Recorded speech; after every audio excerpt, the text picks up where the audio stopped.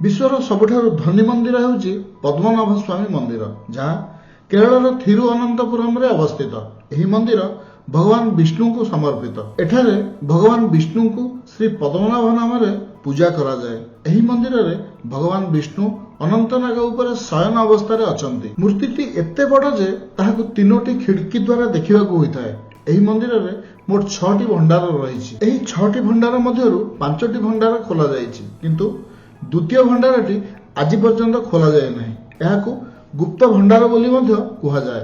2011 रे मंदिर 5टी भंडार खोलिया पर $20 बिलियन खजाना मिलिथिला। मंदिर एही सब खजाना मध्य अनेक सुना, हीरा, सुनार मूर्ति और अन्यान्य मूल्यवान सामग्री मध्य रहिछि। एही इंटरेस्टिंग तथा इनफॉर्मेटिव वीडियो निजे देखंतु एवं अन्य मानकु मध्य देखांतु। आउ विभिन्न मंदिर तथा तीर्थस्थान मान दर्शन करिया पई आम ही चैनल को सब्सक्राइब करंतु।